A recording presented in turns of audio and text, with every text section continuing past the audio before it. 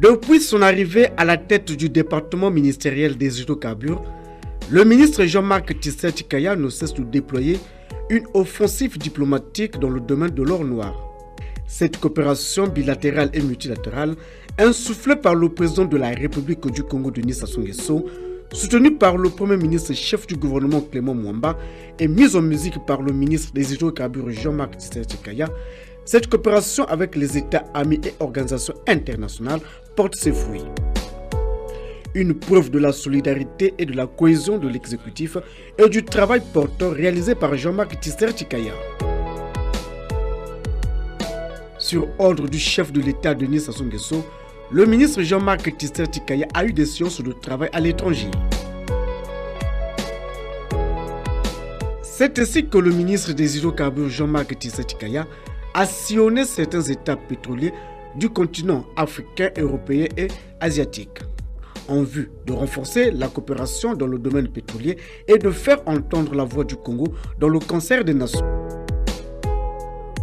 Cette diplomatie se traduit par la présence du Congo dans les grands sommets tenus par les pays pétroliers du continent.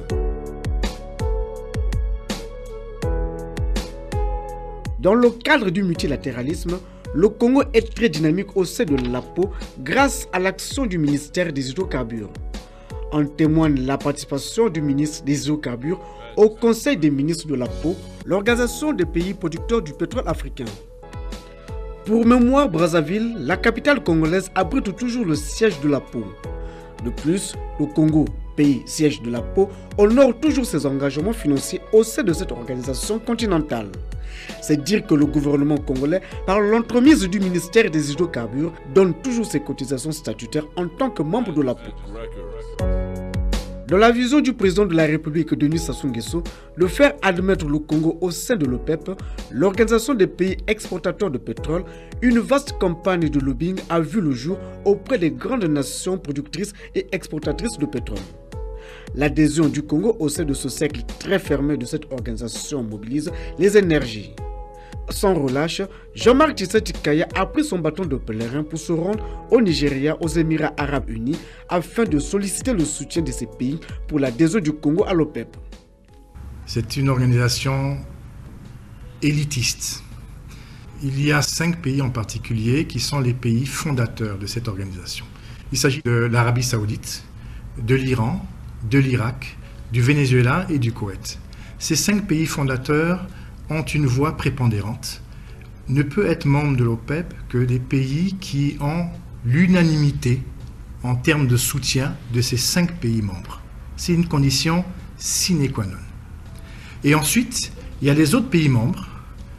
Et là, il s'agit d'un vote aux 3/4. Ça veut dire que quand le Conseil des ministres de l'OPEP se réunit, il se réunit à huis clos, étudie la demande d'un pays en fonction de sa maturité, en fonction de ses exportations pétrolières, en fonction de sa production et en fonction des éléments de lobbying que nous avons fournis. Les efforts déployés par le patron du département des hydrocarbures, le ministre Jean-Marc Tshisekedi Kaya, au niveau international, ont finalement abouti au changement du statut du Congo le 22 juin 2018 lors de la 174e réunion des ministres de l'OPEP tenue à Vienne en Autriche. À cette date, le Congo quitte le statut de pays observateur de l'OPEP pour celui d'État membre à part entière de l'OPEP. Cette initiative d'adhésion à l'OPEP est une initiative qui a été portée par son Excellence Monsieur le Président de la République, Denis Sassou Nguesso, qui, après 2014, a compris que le pays subissait la volatilité des cours du baril de pétrole. Comme vous le savez, nous sommes un pays producteur, 350 000 barils jour, avec en ligne de mire 400 000 barils jour à l'horizon 2020. Nous sommes donc un pays producteur et exportateur de pétrole. Et en 2014, le baril a vu son prix divisé de plus de la moitié. Nous sommes passés à plus de $120 le baril, à quasiment $30 le baril. Aucune économie dans le monde, au niveau international ou au niveau de la sous-région, n'a eu forcément la capacité de s'adapter à une telle baisse drastique des cours du pétrole. Nous avons, nous, République du Congo, subi de plein fouet la chute de ces cours, avec toutes les conséquences y relatives. En 2017, Son Excellence, Monsieur le Président de la République, a pensé qu'il était important de ne pas subir la chute des cours, mais de pouvoir être à la table des décideurs de ce monde, de façon à ce que le Congo puisse mieux anticiper cette volatilité des cours, cette fragilité des cours, et mieux adapter sa stratégie, sa tactique pour valoriser ses ressources. Donc, tout part de cette initiative de Son Excellence, Monsieur le Président de la République, qui a été ensuite reprise par le regouvernement de la République, au travers du département que nous représentons, les hydrocarbures, qui a formalisé cette demande au niveau de l'OPEP. En devenant le 15e membre de l'OPEP au niveau mondial et 7e au niveau continental, le Congo fait preuve de collégialité gouvernementale dans les négociations dans un secteur clé de l'économie nationale. D'aucuns parlent de victoire. Il s'agit là d'une victoire, vous parlez de victoire, mais il y a une solidarité gouvernementale.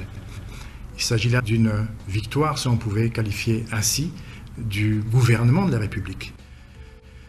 J'ai, avec l'autorisation du président de la République et du chef du gouvernement, travaillé en lien étroit avec mon collègue et cher frère, ministre des Affaires étrangères. Nous avons sillonné le monde, dans tous les cas, les pays qui étaient membres de l'OPEP. Nous sommes répartis le travail. Un gros travail de lobbying a été fait pour pouvoir vendre la destination économique Congo.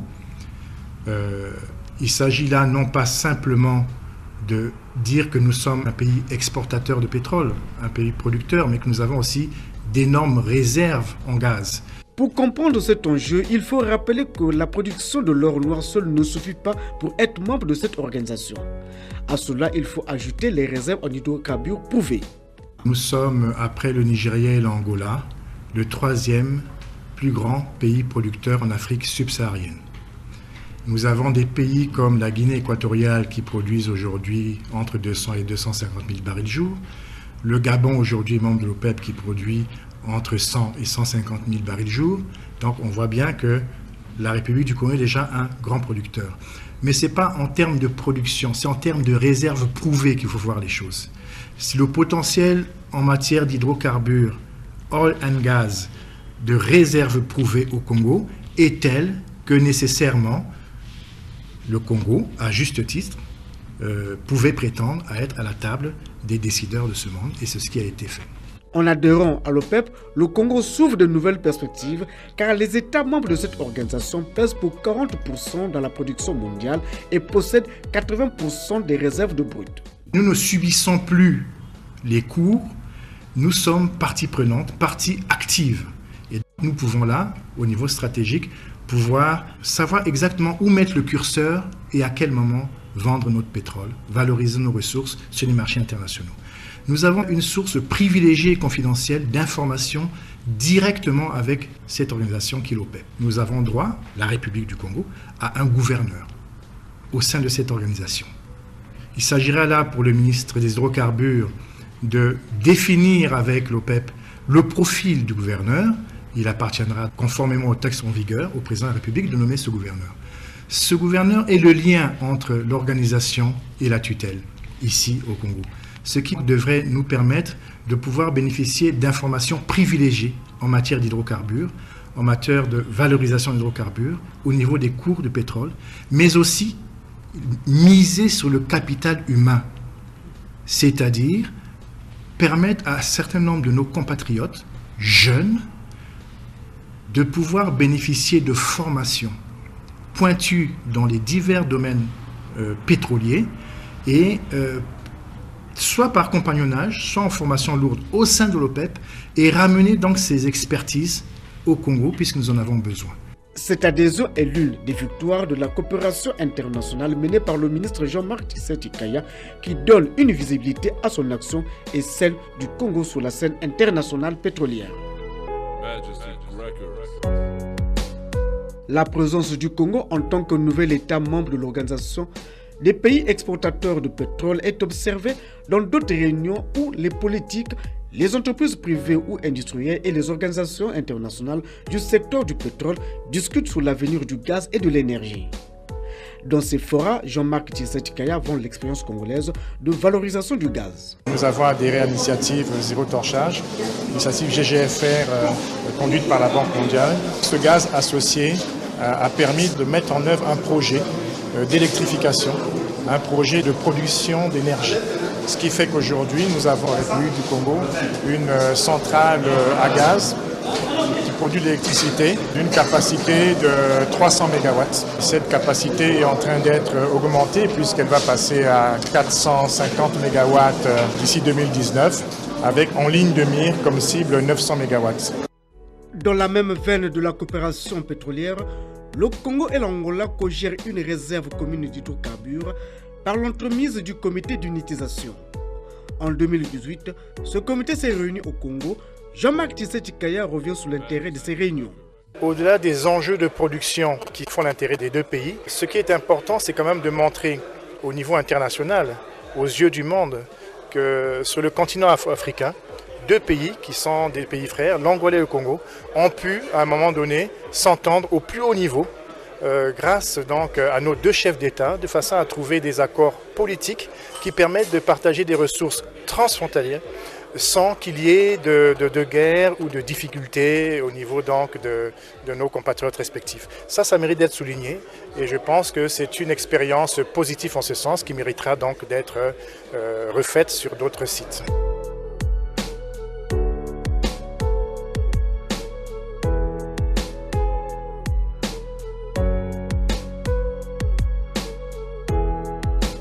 Au nombre des actions à l'actif de cette forme de diplomatie dans le secteur des hydrocarbures, l'on peut noter l'acquisition par le Congo d'un nouveau FPSO, l'unité flottante de production, de stockage et de transfert de gaz et de pétrole. Ce FPSO, baptisé la Numbi, a été construit par la société Kempel. Sur le chantier naval de Kempel à Singapour, plusieurs Congolais ont participé aux travaux de construction de ce navire pétrolier, répondant ainsi à la volonté impulsée par le ministre des Hydrocarbures Jean-Marc Tshisekedi dans son programme de formation du personnel relevant de son ministère.